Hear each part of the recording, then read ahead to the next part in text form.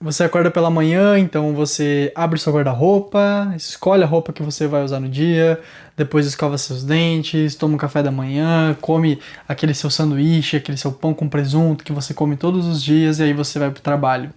E você no trabalho continua fazendo as coisas, enfim, a vida toda você vai tomando certas decisões e você acha que tá no controle dessas decisões, você acha que é você quem tá tomando essas decisões conscientemente, quando na verdade tem um eles que fazem essa escolha por você. Ou seja, você na verdade pouco escolhe. E esse eles que escolhem por nós, a gente tem essa questão do condicionamento desde muito cedo. Seja na sua religião, seja na sua escola, na sua família, enfim, com seus pais, na cultura que você basicamente vive. Se você mora no Brasil, você vai ter uma cultura específica de cada região. Se você mora nos Estados Unidos, a mesma coisa. Se você mora na África, enfim, independente do continente, na Ásia, por exemplo, cada cultura, cada região vai ter os seus próprios costumes que na maior parte das vezes já vai ter uma grande tomada de decisões por você. Aqui no Sul, por exemplo, é muito comum a gente comer churrasco no domingo. Então, desde pequeno, eu lembro que meu pai sempre, quando dava, obviamente, fazia o churrasco de domingo. E olha, desde que eu me conheço por gente, sempre teve lá, nem que era um pedaço de carne, nem que era uma carne no forno, salva as raras exceções de final de ano, quando o Natal acontecia ali na quinta-feira, e aí você comia churrasco na quinta, ou então às vezes na quarta também, e aí domingo você fazia uma massa, porque você estava cansado já de comer carne. Então, aqui no Sul isso é algo muito comum. Seja na igreja, por exemplo, independente da religião que você tiver, vai ter algumas religiões que não permitem que você use roupas curtas, ou então que você tenha um cabelo de um jeito, ou então que você pinte o cabelo. Tem alguns empregos, alguns trabalhos que não permitem também que você tenha uma barba muito longa, ou então cabelo pintado, ou que você tem que deixar a fisionomia sua parada ali, seja barba, cabelo, enfim, tem que estar tudo na régua para você poder trabalhar. Tem alguns trabalhos que não permitem que você escolha essa roupa, ou seja, você tem um uniforme.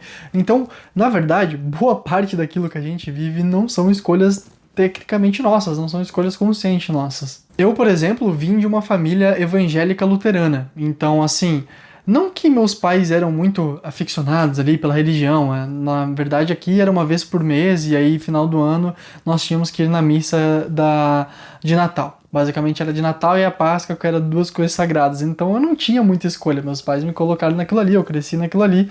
Eu passei pela, acho que é a comunhão que se diz, né? Que é aquela função lá de você fazer 2 anos de estudo e tal. Claro, eu era de menor, eu não tinha escolhas, mas depois que você passar da sua vida adulta, onde você começa a poder escolher por você, boa parte daquilo que você viveu já moldou quem você é, já moldou as suas crenças, já moldou o seu caráter, aquilo que você acredita, aquilo que você não acredita. É óbvio, a gente sempre pode mudar durante a vida e a gente, obviamente, muda. No meu caso, por exemplo, até os 17 anos eu me considerava um ateu, um agnóstico, alguém que talvez não acreditava em Deus ou então não sabia da existência dele. Não acreditava muito nessa parte espiritual e tal, até eu sofrer um acidente que basicamente me mostrou a vida de uma maneira totalmente diferente. Então minha vida mudou completamente a partir dali.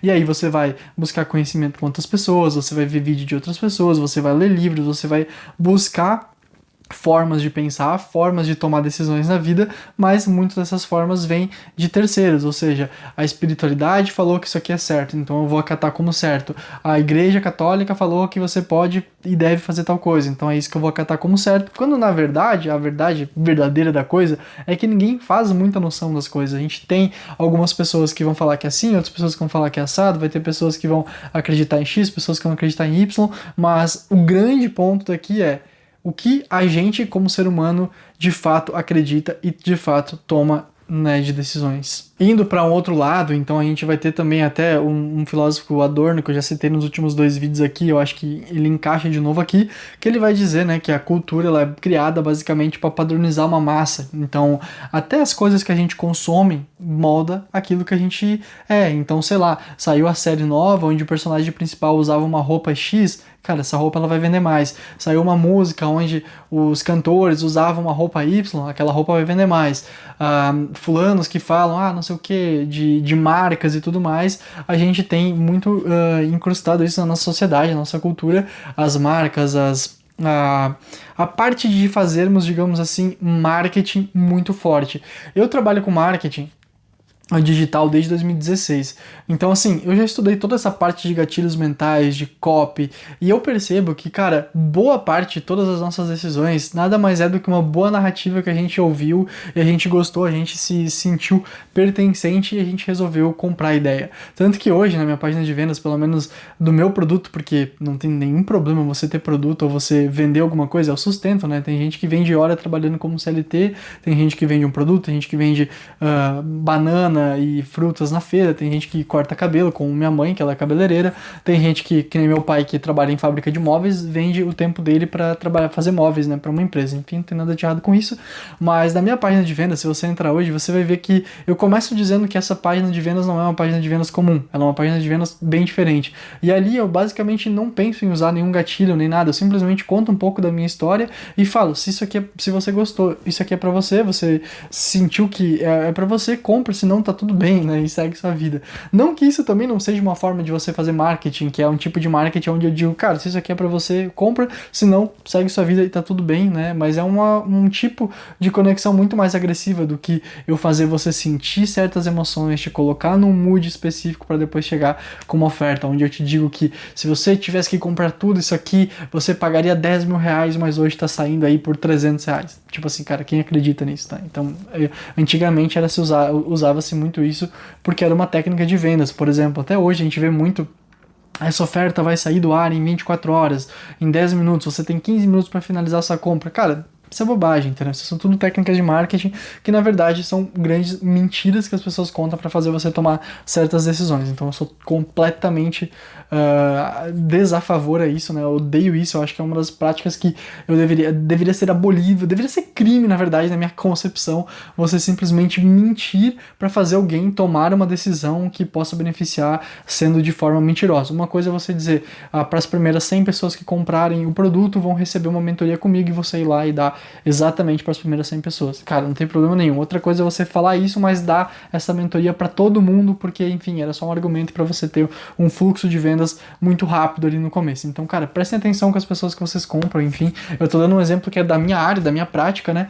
Mas, assim, a gente vê isso em lojas de venda, já trabalhei também como vendedor em lojas, e sempre tem, cara, aquela peça que tá saindo mais, aquela peça que tá saindo menos, que tu acaba dando desconto, que tu acaba fazendo uma coisinha aqui, uma coisinha ali, contando uma historinha para que aquele produto saia, e às vezes você tá enganando o seu cliente. Se você tá enganando, tá errado. Se você tá simplesmente sendo verdadeiro e a oferta realmente é muito boa, aí eu acho que é bacana. Mas a gente cada vez mais tá tendo discernimento, né, para conseguir entender esses pontos. Outro ponto muito interessante, né, a gente vive a era da internet. A era do TikTok Shop, a era do compra isso aqui, compra aquilo lá. Então, qualquer pessoa hoje pode simplesmente fazer uma oferta. Seja alguém vendendo com afiliado, seja alguém vendendo uma roupa, seja alguém vendendo alguma coisa. E o marketing, ele é uma coisa muito, muito forte em tudo isso. Então, assim, a gente vê um produto, a gente acha que é legal, que nós nem estávamos cogitando comprar, mas porque a gente viu aquela pessoa utilizando, a gente vai lá e compra aquilo ali. Seja, cara, jogos de dentro de skin dentro de jogos que a gente vê e tal, não sei o que, cara, Fortnite, por exemplo, é um dos jogos que melhor faz isso. Ele pega coisas da cultura, daquilo que tá em alta e coloca dentro do jogo para você comprar. Eu acho isso maravilhoso, assim, não sei como é que eles fazem essa parte de direitos autorais, né, das músicas e tal, mas, cara, eles tiraram uma sacada muito boa e isso faz com que a gente compra, né, porque a gente gosta de fulano de tal, porque a gente gosta do cantor Y, da música X, então, eu gostei muito da série da Netflix lá, Stranger Things, e aí agora eu quero jogar K11 dentro do Fortnite, eu posso, ou então De Volta para o Futuro, enfim, né, o Kill Bill, enfim, a gente consegue olhar e perceber que a cultura toda ao nosso redor molda nossos gostos, molda aquilo que a gente quer, aquilo que a gente gosta, aquilo que a gente compra, como a gente gasta nosso dinheiro, e a gente tá simplesmente tomando 1 milhão de decisões ou vivendo a nossa vida com base no que eles querem que a gente faça. A gente simplesmente vive essa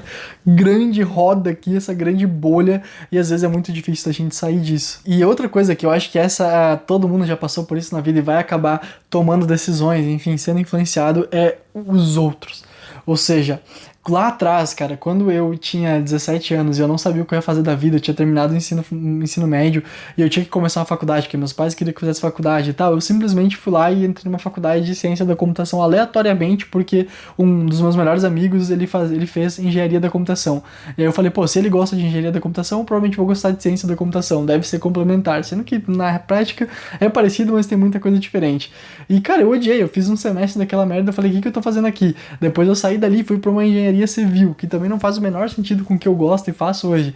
E basicamente foram decisões que eu tomei pra, por exemplo, não desagradar meus pais, ou então ser aceito à sociedade, porque, todo mundo tava buscando fazer faculdade, eu tinha que fazer também. Depois de um ano nessas, eu simplesmente falei, mano, foda-se essa merda aqui, eu não vou fazer faculdade, eu vou tocar minha vida de outros jeitos, e na época foi uma das melhores decisões que eu pude tomar na vida. Hoje eu faço na faculdade de filosofia, e eu, depois de muitos anos, pude escolher conscientemente uma área que eu entendia que era muito melhor pra mim. Então, aquela ideia de que, nossa, eu sou jovem, tenho 17 anos, eu tenho que escolher uma carreira pro meu futuro, pra mim não faz muito sentido. Hoje eu tô com 28 anos, tenho uma consciência muito maior daquilo que eu gosto, daquilo que eu não gosto, já experimentei muita coisa, já trabalhei muito, já empreendi, já fiz várias coisas na vida e hoje eu consigo ter uma maior consciência pra tomar uma decisão com base naquilo que eu quero tomar e não simplesmente com pressão de outras pessoas. Então, tem aquela pessoa, você tá com 30 e poucos anos, tá na hora de você casar, tá na hora de você arrumar um emprego, tá na hora de você fazer isso, aquilo. A sociedade que a gente vive, as pessoas que estão ao nosso redor influenciam muito a nossa tomada de decisão. Quem não tem aquele amigo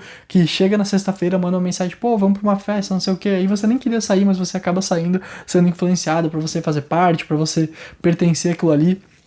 Ou então aquele outro amigo que comprou um carro e agora você se sentiu, putz, não, tem que ter também. Ou então comprou uma roupa, ou então que agora tem uma namorada, e você tá desolado ali sozinho, você acaba tendo que ter uma namorada, ou então um namorado pra você fazer parte desse grupo. É meio que a parada mais normal, né? A gente vive em sociedade, então a gente quer pertencer à sociedade e isso faz com que a gente tome a maior parte das nossas decisões com base nisso também. Então é mais um eles que acaba controlando a gente, ou seja, tomando decisões por nós. Como vocês viram, eu já fui uma pessoa que acabei tomando muitas decisões na minha vida com base nesses eles que eu chamo, né, que são, enfim, a sociedade, a religião, a família, a cultura, o sistema, os amigos, as pessoas que acabam influenciando a gente.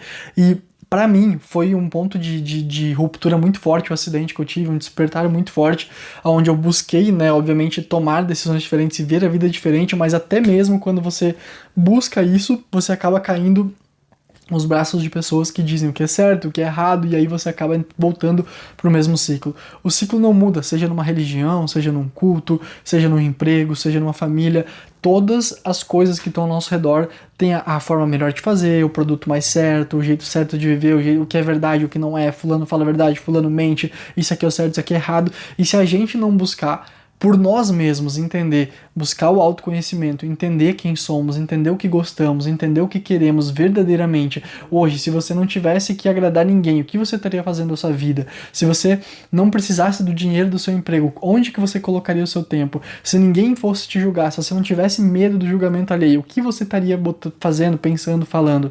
Se você não tivesse consumindo rede social, se você não tivesse consumindo cultura, música, cinema, arte, o que que você acharia belo? O que que você acharia bonito?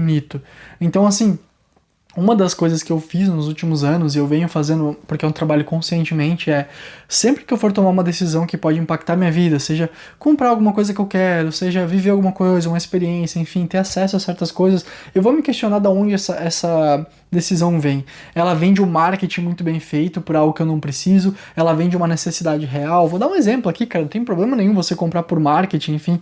Por exemplo, você é um editor de vídeos, você precisa de um computador para editar vídeos, ponto. Se você vai comprar um MacBook, ou se você vai montar um computador Windows, se você vai comprar um notebook ou PC, aí a escolha é sua, você vai ser influenciado, você vai ver tech, você vai ver review, porque é uma necessidade sua, você precisa de algo para você comprar, e você vai fazer a sua escolha e com base na sua demanda, na sua necessidade, você vai comprar. Outra coisa é, caralho, eu criei uma marca aqui e essa marca tem um movimento, e aí comprando isso aqui você ajuda o movimento porque você quer pertencer ao movimento. Não tem problema nenhum você pertencer a um movimento. Cara, eu gosto muito daquilo que aquela empresa faz, eu quero pertencer àquele movimento, àquela ideia, cara, não tem problema nenhum quando você toma as decisões de maneira consciente. O grande problema, ao meu ver, é quando a gente acaba fazendo coisas na vida, seja trocando de emprego, seja começando certos empregos, porque, fulano falou que se eu fizer isso aqui eu vou ser bem sucedido, e aí então eu vou confiar nisso. Eu odeio essa merda, mas eu vou fazer porque eu quero parecer bem sucedido pra sociedade, eu quero parecer aquilo. Ou então, não, mas o meu sonho é comprar um carro tal,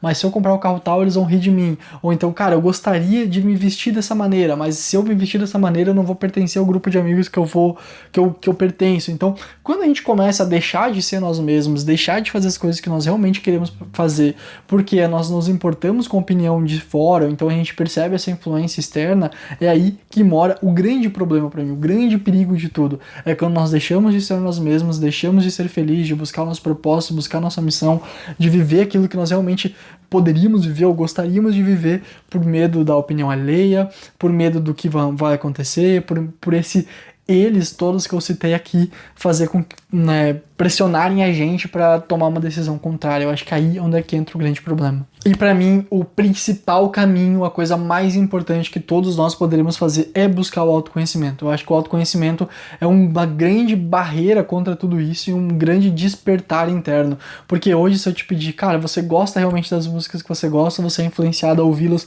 porque seus amigos ouvem? Talvez você não vai saber. Talvez você vai ter que experimentar estilos musicais diferentes, sem esse julgamento, sem esse medo, para você entender o seu gosto verdadeiro.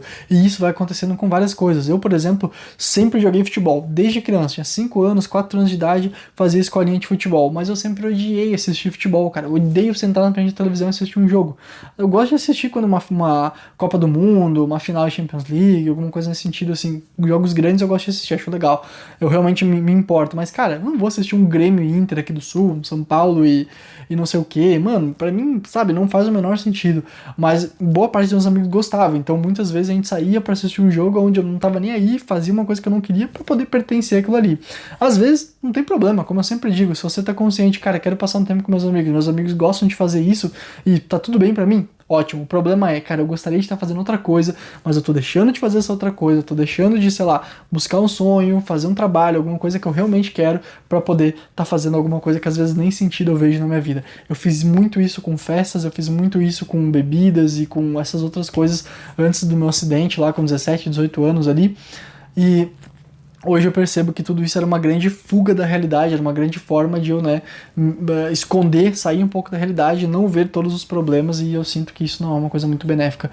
A gente acaba deixando a nossa vida no controle dos outros, no controle das outras coisas, e cara, se a gente vive a nossa vida sem controle, sem entender o que nós estamos fazendo, entender para onde nós estamos indo, sem saber quem somos, sem saber o que gostamos, o que queremos, nós vamos estar fadados a viver uma vida com depressão, com problema, com ansiedade, com vários problemas aí que a gente vê que as pessoas estão vivendo. Esse grande aumento de depressões, de ansiedade, para mim, vem com o aumento dessas buscas por se encaixar. A internet acelerou tudo, então eu tenho que estar consumindo tudo, eu tenho que estar entendendo tudo, eu tenho que participar de tudo, eu tenho que fazer parte de tudo, eu tenho que entender os memes, eu tenho que conseguir conversar com todo mundo, eu tenho que fazer parte disso, e cara, é basicamente impossível. A gente, se conseguir fazer uma coisa bem feita na vida, já é de bom tamanho.